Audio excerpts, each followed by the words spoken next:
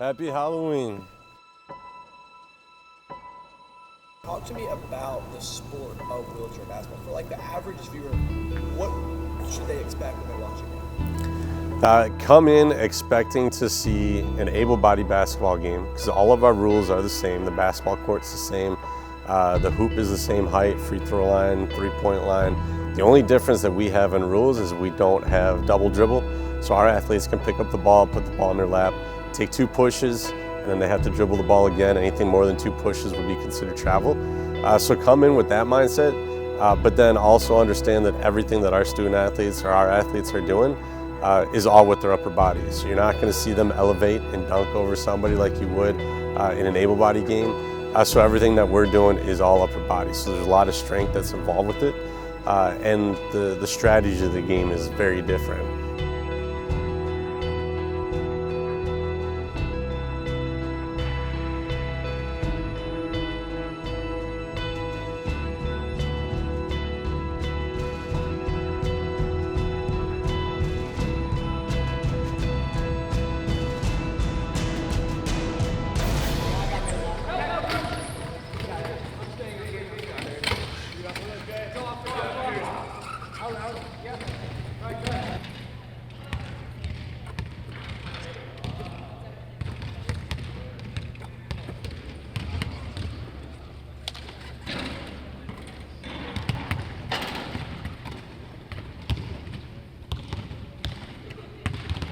It's hard, bro.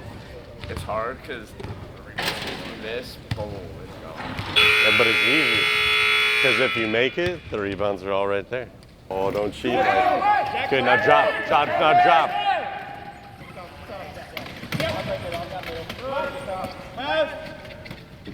Nice pass, nice pass.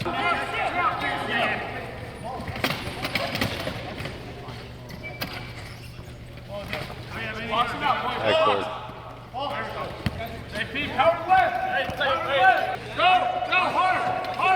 Good Jack, good Jack, good Jack. Play shooting hand, shooting hand.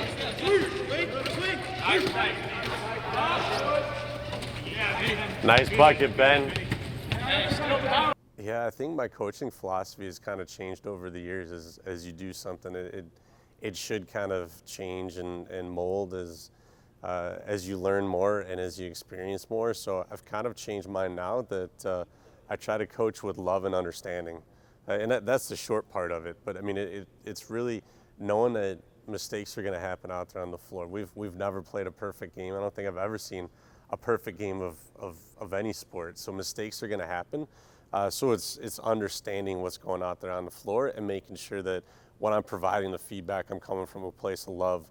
So that way, none of the athletes that I coach, whether here or on the U.S. team, I take anything personal. Griff, more aggressive on his chair. Don't push next to him. Take the angle to bump him out wider. And show him why he needs to shoot a 3 instead of that shot just inside the 3-point line. My name is Zach Dickey. I'm from Pendleton, Indiana, and I have Charcot-Marie tooth disease. Yeah, I guess those 2 messes shot. It probably was 60-something. I grew up with a family of 3 of us were disabled. All my biological siblings are disabled. And then one day I saw a commercial that had wheelchair basketball in it or something, and I said to my dad, I was like, hey, do you think I could do that? He said, probably not. Those guys' arms look pretty big, but I ended up trying it out, playing, and then eventually was recruited to Auburn and a few other schools.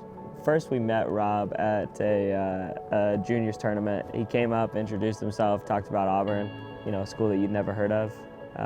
Comes up to you, and I had heard of Auburn, but I definitely thought it was in Georgia the whole time. So I'd never heard of him. Came on the visit, was really blown away by this building specifically, just because it is like the by far biggest venue wheelchair basketball is played in on a regular basis here in the States. So I played for 2 years, but my disability kind of progressed. So while everybody else was getting stronger in the weight room, I was getting a little bit weaker. Eventually came to Rob and was like, hey, I think I have an interest in coaching instead. Started off with a kind of team manager, recruitment coordinator kind of role, and then it evolved from there with kind of getting more and more responsibilities to where I am now, where it's full-time working as an assistant coach with Rob.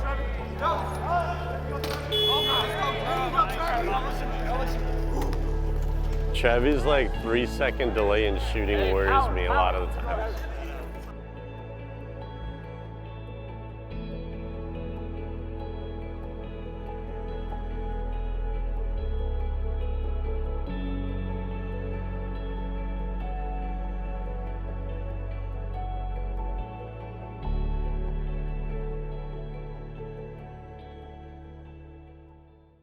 I'm Jake Eastwood. I'm from Seattle, Washington, and I'm a above knee amputee. Being a senior, obviously, like I'm one of the older guys on the team, and I would say I have a lot of respect on the team, and I appreciate that the guys are willing to trust me like that. I think that it means a lot to me, for one, that the guys have trusted me, but then also I'm able to kind of like share my bits and pieces with them, especially with the guys that went to U23 this past week and competed over there. I'm Adam Smith. I'm from Charlotte, North Carolina, and I have spina bifida. My older brothers, they played all types of sports in high school, like football, basketball, and so I looked up to my brothers a lot, and so I really wanted to play sports when I got to their age. So. My name is Michael Sayo. I'm from San Diego, California. I'm not comfortable sharing my disability.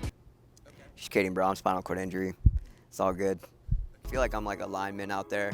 So I'm doing a lot of blocking, and like I'm doing a lot of picking and steals. So I'm doing a lot of the dirty work. A lot of the stuff that I'm going to be doing is not going to be real flashy. Like I'll get my layups and I'll get a couple shots here and there. But for the most part, with my main job is to make sure that Jake is getting open, Evan's getting open, Adam's getting open. I'm trying to make sure my guys are going to eat. I'm trying to serve them up the plate. The personalities range from those that are fairly quiet and would rather keep to themselves, to those that are a little more outspoken and try to get the group going, and anywhere in between. We've got our jokesters, we've got our serious guys, we've got the ones that are really focused on the classroom, and then we've got guys that want to be professional athletes when they graduate from Auburn. So we've got a wide spectrum, and the way that they're meshing together so far this year has been wonderful. The team that we have this year is one of the best teams that we've had in program history. Yeah, for this group this year is to win a national championship. Yeah, I mean, I think the goal collectively, right, is to win a national championship. I think that's the biggest one. This season, win a national championship. We're just preparing for those elimination games because we don't plan on losing any of those. Get into an offense, just communicate what we're running. Are we going to run a power set, or are we running PGP? If they pack it in on defense, we run PGP. We make them come out on their defense, and then we look to attack and be ready to knock down those layups. All right? Push it in transition, cross in transition, make good passes. Let's go, boys. 1, 2, 3, 4.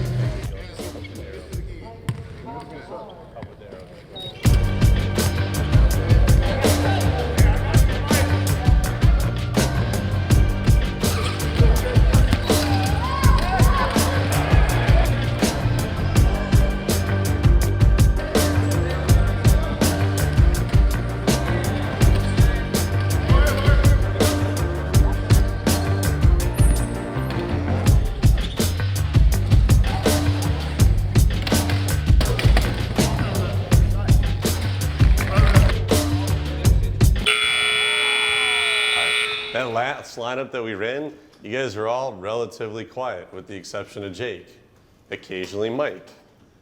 But we've got to start talking. You've got to start calling out the picks when they're coming up so that we don't get hit with blindside picks. It's not hurting us in this game, probably won't hurt us in the next game, but it will for the rest of the season. So we got to start making sure that we're setting each other up and letting each other know when those picks are coming and which way we need to go. He's ready to talk. Jack, let me chat with you real quick. Time on now. You're playing great. Don't think that because you're playing the first quarter and nothing else is because of something that you're doing. It's a 20-point game. But this is the best basketball I've seen you play in your years here. So.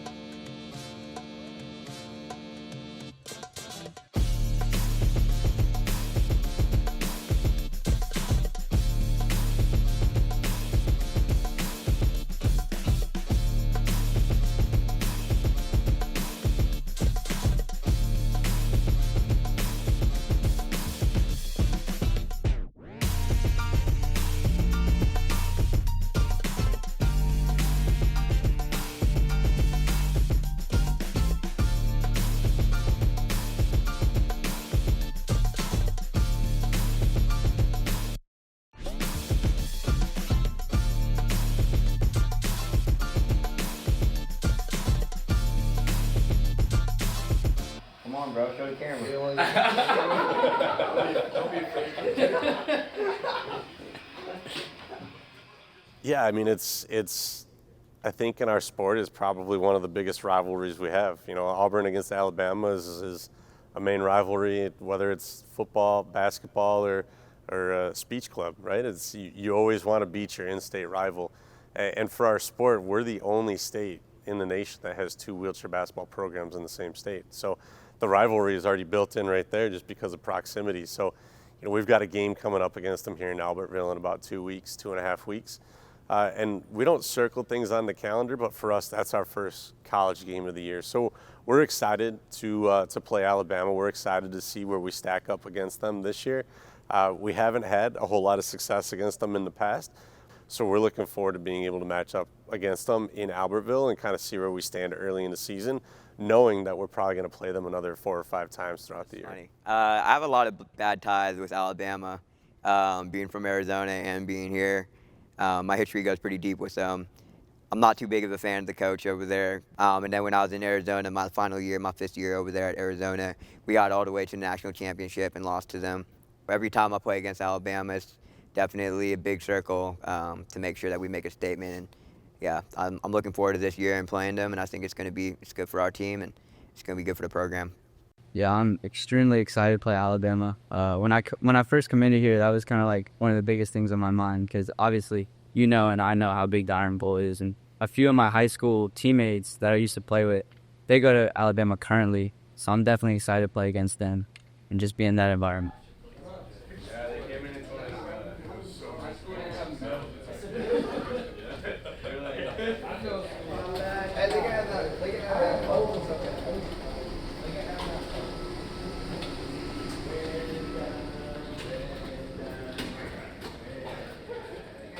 Talk to me about like travel because I think a lot of people don't understand how different it is for you guys. Yeah, it would be great if we could just hop on a plane, fly to Mizzou, play one game, and fly back. But for us, we bus everywhere that we go.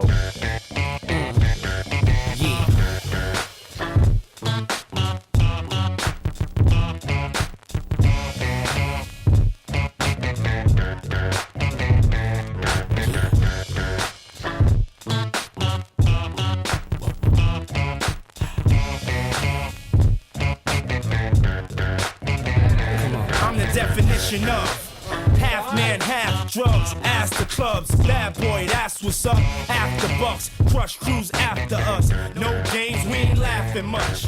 Nothing but big things. Check the hit list, how we twitch. What changed but the name? We still here, you're rocking with the best.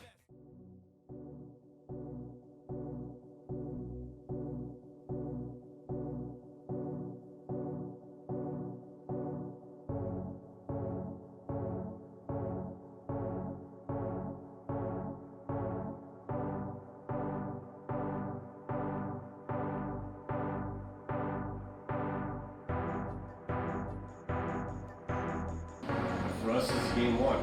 The other 9 games are all exhibition.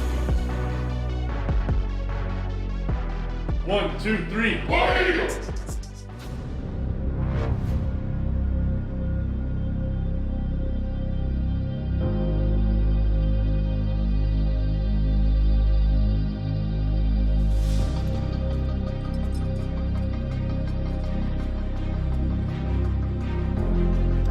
Like you said, great crowd. We got a band. It feels like a postseason atmosphere, and we're only in game 1.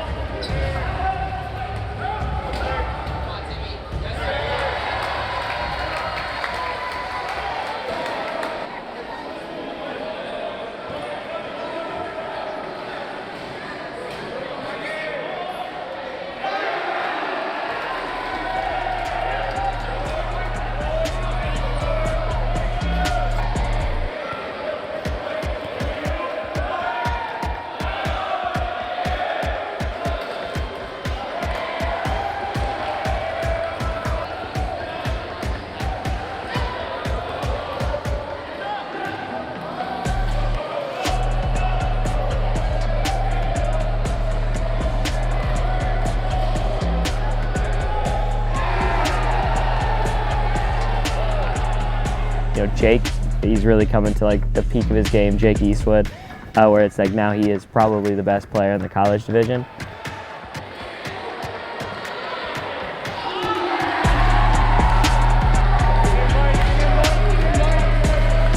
And then we've always had this weapon that is Evan Heller since he came here, and he's probably the best scorer in the college division, probably has been honestly since he was a freshman almost. But this is the first year that really our lineups worked out where we get to play both of them at the same time. Continue to work. When you get inside, control yourself. Don't take it so quick where you're spinning out. Just control yourself and knock your chair down.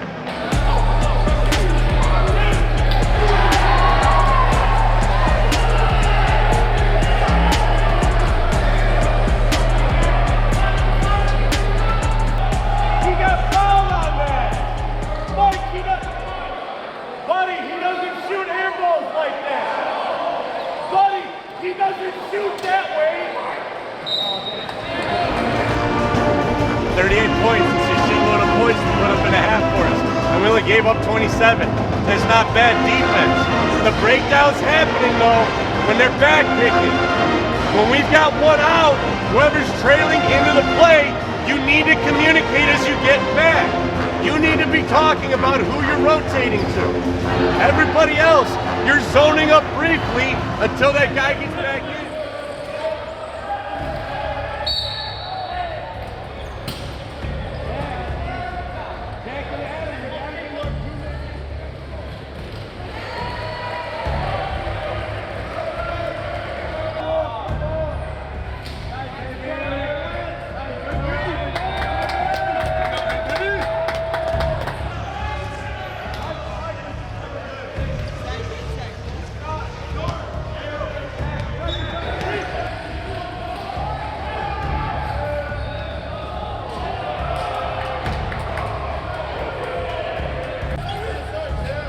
Good job, Tim.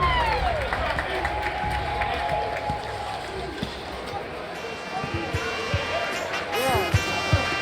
Ooh, let's go. Wait. Hold on, Q. Yeah, feel like I'm at the top of my game. With that, like pieces with like Adam Smith, I think you guys talked to a little bit ago. I mean that's another example of a kid that's probably a true 5-star when he came out, and he's been nothing but exceed expectations in practice so far. Where it's not only is he like one of our better defenders, he's also just a juggernaut on offense as well. Charge up, coming in like a bull. You see me raising the stock up, yeah. So baby, you gon' need some patience. I already won, now I'm just making a statement, Damn, baby, why your mans keep hating? You asking about the cake, you here for the celebrations. And I ain't fishing, I ain't really into baiting. I know they all wish I take away they made it, but just play clean. Hands on wheels, play clean, stop chairs. And there's no reason a 1-5 should fucking push around you. Stop this fucking chair. 1, 2, 3, warrior. Cause you're now viewing the greatest of all time, saying I can't get better, I promise they all lying on my confidence. Yeah, that's right. Look, I think it's time you start using your common sense. Everybody watch out, cause the bomb is lit. I got that confidence, that's right. Confidence, yeah. Confidence.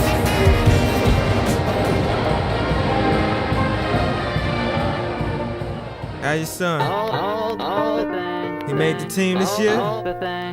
He said he wasn't tall enough. All the glitter is not gold. Yeah, we gonna cook this Sunday. Not reality. Real is what you live.